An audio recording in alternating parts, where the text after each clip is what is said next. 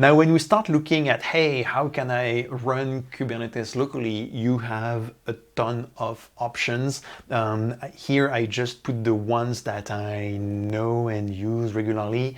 There is Docker Desktop, which is great because you just go to the preferences and you tick that box like enable Kubernetes, and a few minutes later, you got a Kubernetes cluster.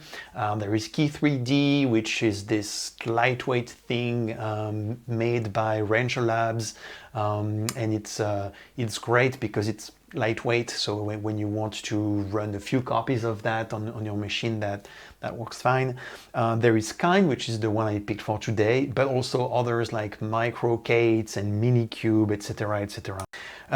Now, personally, like when I look for reviews online and I'm trying to make up my mind before buying something, I don't like to look at the 1 stars or 5 stars reviews because they are usually not very interesting. They are from folks who are extremely pissed or extremely happy about what they've bought. I like to look at the 3 stars reviews because that's going to give me a good idea of like, yeah, this is okay on that hand, but not so great on that other. And so here I'm going to try and give you the kind of 3-star review of Kind by comparing it to other options.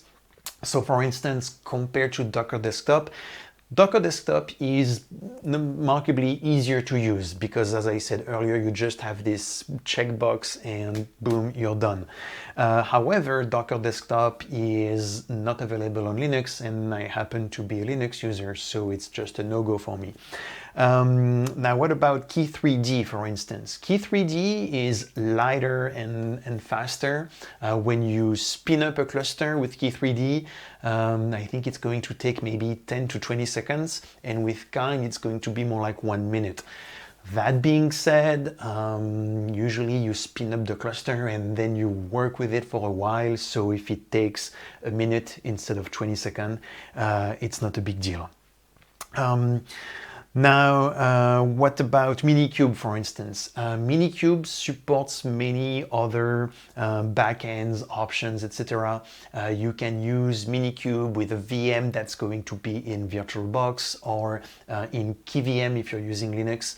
You can have that VM on HyperKit and whatever special virtualization things we have on Windows and Mac computers. So minikube has a kind of broader base, so to speak, while Kind is Kubernetes in Docker, so it only runs in Docker.